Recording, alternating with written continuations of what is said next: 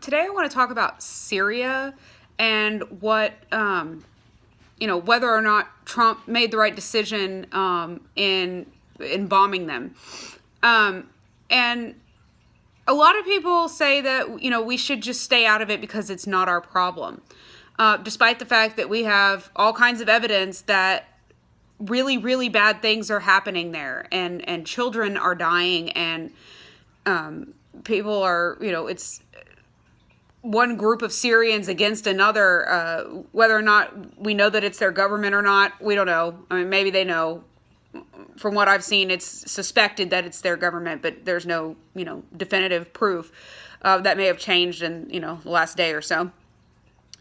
But I want to talk a little bit about why sitting around doing nothing is not always the best solution.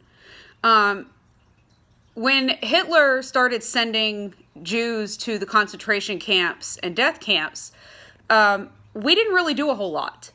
The average American citizen didn't know what was going on.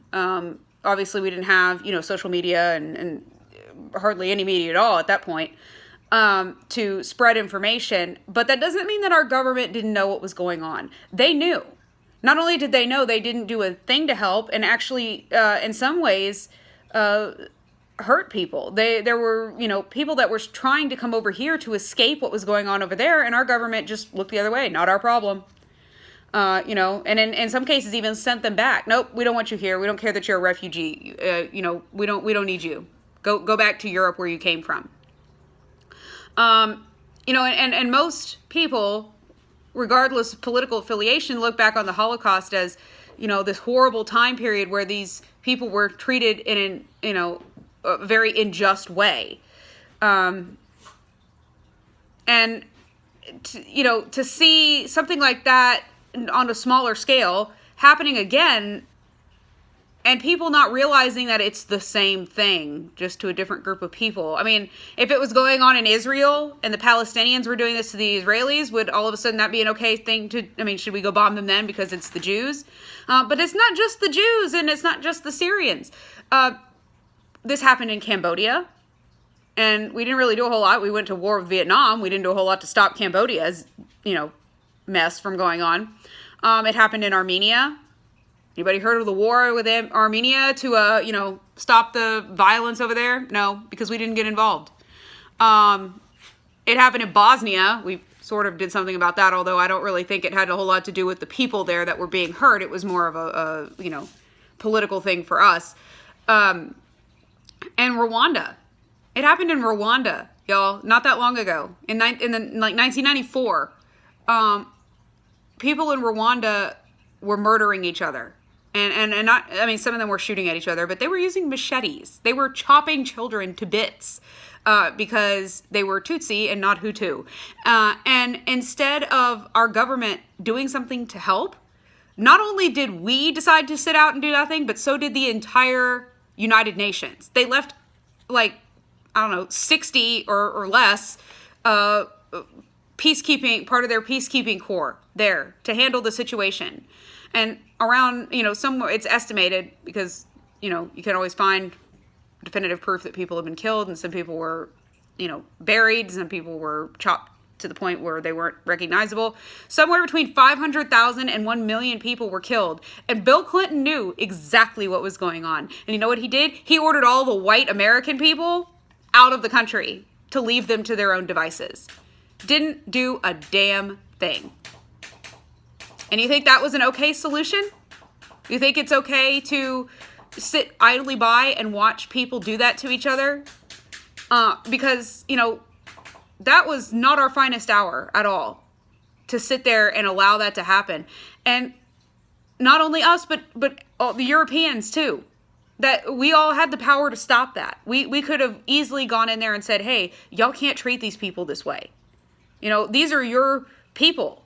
You can't kill your own people like this. But we didn't. We just looked the other way, decided it wasn't our problem. And now we have another opportunity to do something about a problem that really isn't our problem. What's going on in Syria isn't our problem directly. But you know what? We're all in this together.